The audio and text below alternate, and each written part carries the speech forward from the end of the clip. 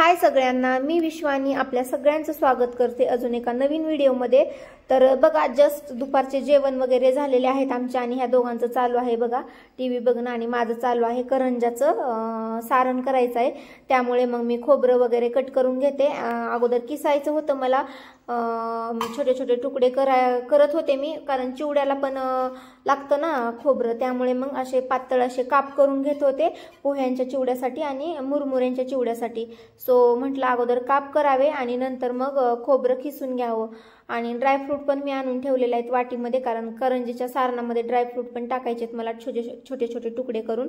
So त्यामध्ये काजू आणि बदाम घेतलेले आहेत मी, मनुके घेतले नाहीत माझ्याकडे, म्हणजे काळे मनुके होते आपले रेग्युलरचे मनुके असते तर मी घेतले असते, पण मला मनुके आवडत नाहीत त्यामुळे मग तर बघा फायनली अगोदर काप करून घेतले खोबऱ्याचे आणि आता करत आहे ह्याचे ड्रायफ्रूटचे तुकडे करून घेत आहे। तर नंतर बघा सारण तयार आहे मस्त।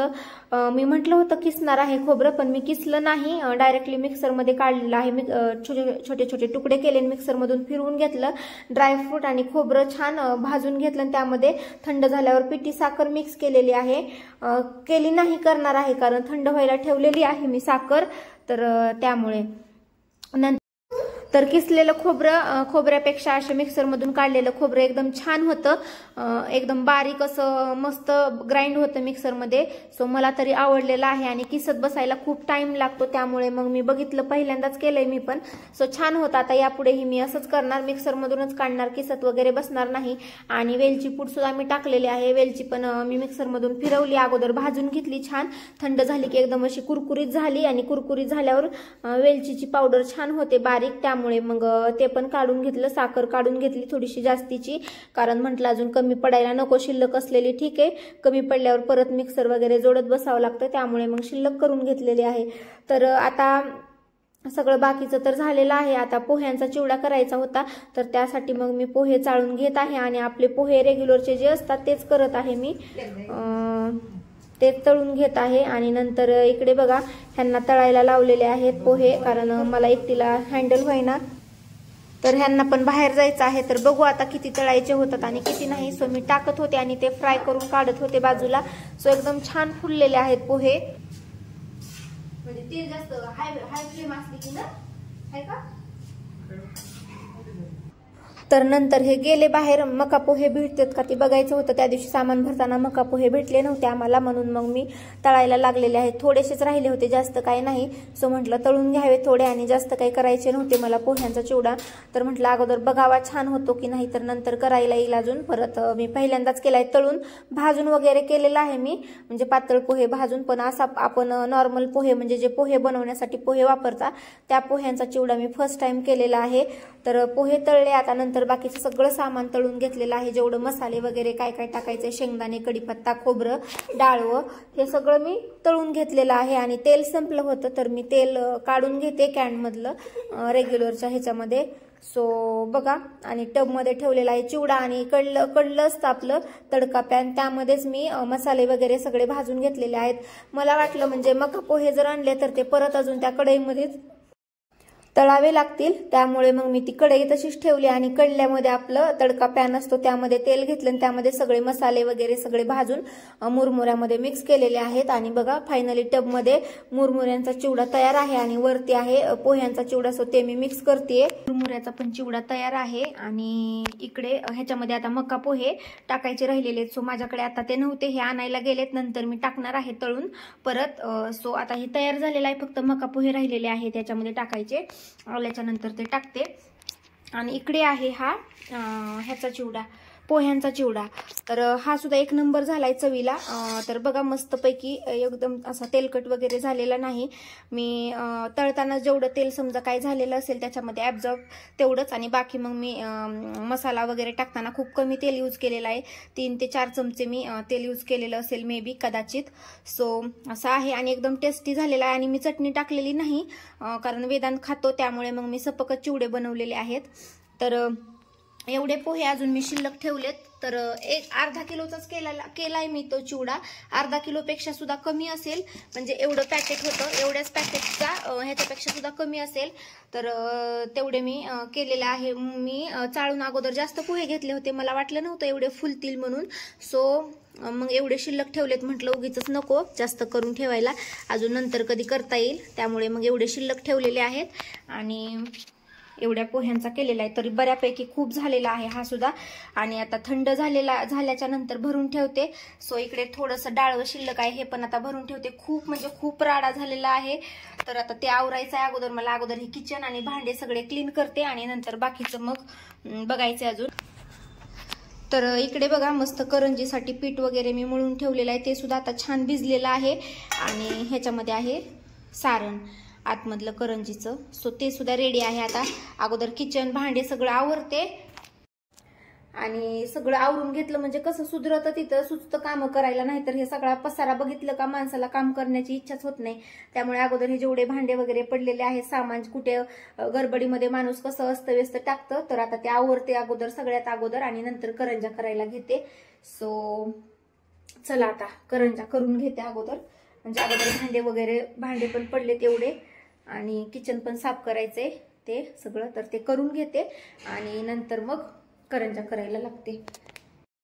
तर चला आता सगळं बाकीचं किचन वठा वगैरे आवरलेला आहे. भांडे धुवून घेतले, कारण ते पण धुणं गरजेचं आहे. एकदा जर बेसिनमध्ये खूप भांडे पडले तर खूप होतात, मग कंटाळा येतो. त्यामुळे अगोदर किचन मधला राडा जेवढा झालता चिवडे करताना तेवढा आवरून घेतला. आणि नंतर सगळ्यात शेवटी हॉलमध्ये घेऊन आलेले आहे पीठ वगैरे सगळं करंजाचं. तर अगोदर छोटे छोटे बॉल करून घेतले आणि नंतर हे आले, ह्यांना मग मी लाटून द्या म्हटलं, म्हणजे मी पटपट भरते, म्हणजे पटकन होतील करंजा. सो ते आमच्या दोघांचं चालू आहे. एकटीला खूप वेळ लागतो आणि कसं नंतर करंजा पण अशा कोरड्या पडत जातात. त्यामुळे मग एकानं लाटून आणि एकानं भरलं का पटपट होतं. त्यामुळे मग ह्यांनी लाटून देत आहेत आणि मी भरत आहे करंजा बघा. आणि जास्त मोठ्या मोठ्या करत नाही मी, छोट्याच करत आहे, मला छोट्याच आवडतात. आणि नंतर फोर्कने त्यावरती डिझाईन करणार आहे अशी, म्हणजे फक्त फोर्कने असं टच करायचं करंजीला, त्यामध्ये ऑटोमॅटिक डिझाईन होते त्यामुळे. आणि साचा वगैरे काही यूज करत नाही मी, मला साचाने करायला आवडत नाही. एक तर खूप टाइम जातो एक करंजी करायची, पण अजून साईडला पीठ त्याचं शिल्लक राहतं. सो अशा ह्याच्यामध्ये खूप टाइम जातो. मला हेच आवडतं अशा पद्धतीने करायला. आणि करंजीची एक छोटी लाटी घेतली, त्यामध्ये करंजीचं सारण भरलेलं आहे आणि साईडने पाण्यानं थोडंसं हात लावायचा, म्हणजे करंजी छान चिटकते, तेलामध्ये वगैरे फुटत नाही तळताना. त्यामुळे पाण्याचा हात लावायचा चिटकवताना करंजी, म्हणजे पॅक राहते, तेलकट वगैरे होत नाही मध्ये तेल जाऊन. सो असं आमचं चालू आहे. तर बघा, आणि माझ्याकडे ते म्हणजे बॉल जे आहेत लाट्या ते छोट्या मोठ्या झालेल्या आहेत, कारण पीठ एकसारखं झालं नाही.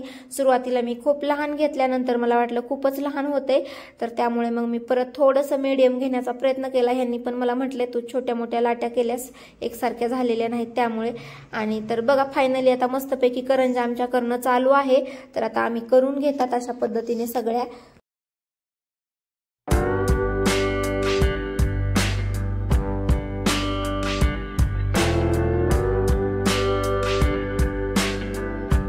तर चला फायनली सगळ्या करंजा करून झालेल्या आहेत. तर सारण थोडंसं कमी पडलं, तर एवढ्या करंजा झाल्यात बघा. आणि एकदम लहान केलेल्या आहेत, मीडियम साईजच्या म्हणता येतील. लई लहान पण नाही आणि जास्त मोठ्या पण नाही. आणि ते पोळीपाटावर आहेत तेवढ्या आपल्या पुऱ्या केल्यात, कारण तेवढं शिल्लक राहिलं, म्हणजे सारण संपलं म्हणून मग पुऱ्या केलेल्या आहेत. अलीकडे ठेवलेला आहे चहा, पलीकडे ठेवलेला आहे तेल गरम व्हायला करंजा तळण्यासाठी. तर बघा फायनली असे 4-4, 5-5 करंजा ॲट अ टाइम आपण तळू शकतात.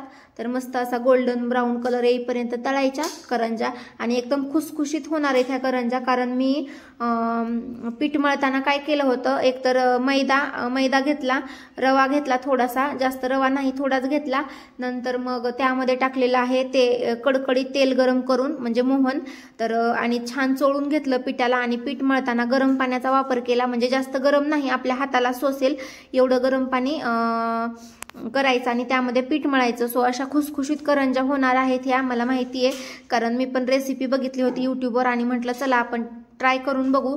कारण गेल्या वर्षी काय झालं होतं माझ्याकडनं, करंजा तळताना तर छान कुरकुरी झाल्या, पण नंतर नरम पडत गेल्या होत्या. सो त्यामुळे मग आता ह्यावेळेस मी अशा ट्राय केलेल्या आहेत, बघू म्हटलं कशा होतात ती. सो आता तरी कुरकुरीत आहेत आणि असं वाटतंय की लॉंग टाइम पर्यंत अशाच राहतील खुसखुशीत. तर बघा अशा मस्त छान कलरवर तळून घेत आहे मी आणि सगळ्या करंज्यात अशा तळून घेते एकसारख्या कलरवर. तर तेल काही जास्त घेतलेलं नाही मी, करंज्या तळण्यासाठी तेल जास्त लागत नाही. थोड्या तेलामध्ये पण करंज्या तळल्या जातात. तर एका वेळेस 4 किंवा 5 करंज्या बसतात त्यामध्ये. आणि अशी कढईचं बॉटम जे आहे ते असं एकदम खोल आहे, त्यामुळे जास्त तेल घेण्याची गरज पडत नाही. कमी जरी घेतलं ना तरी पण त्यामध्ये तळता येतं. सो आता चला एक एक बॅच अशी मी तळून घेते 4-4, 5-5 करंज्यांची, आणि मग नंतर सगळ्यात शेवटी मी दाखवते तुम्हाला कशा झालेल्या आहेत. तर नंतर करंज्या झाल्या तळायच्या. ह्या दोघांना एक काम दिलेलं आहे. चिवडा थंड झाला होता तर ते म्हटलं डब्यात भरून ठेवा. तर हे म्हटले आपण चिवड्यामध्ये शेव मिक्स करू, कारण मका पोहे वगैरे भेटले नव्हते तर छान दिसायला आणि चवीलाही. तर मग ह्यांनी दोघांचं चालू आहे शेव मिक्स करायला, आणि बघतायत किती लागेल किती नाही, तर त्यानुसार मिक्स करून भरून ठेवतील. नंतर इकडे बघा करंज्या सुद्धा तयार आहेत. तर मी अशा कलरवर तळत आहे. खालच्या थोड्या 2-4 डार्क दिसत आहेत, त्या जरा पहिल्या बॅचच्या होत्या, कारण इकडे तिकडे कामामध्ये माझं लक्ष गेलं नव्हतं, त्यामुळे मग थोड्या डार्क झाल्यात. आणि एवढ्या राहिलेल्या आहेत तळायच्या 4, म्हणजे एक शेवटची बॅच राहिलेली आहे, आणि ह्या पुऱ्या पण तळून घ्यायच्यात. सो असं चालू आहे माझं बघा. तर फायनली आता करंज्या झाल्या, चिवडा झाला पोह्यांचा, मुरमुऱ्यांचा. तर असा होता ब्लॉग, आणि भेटूया पुढच्या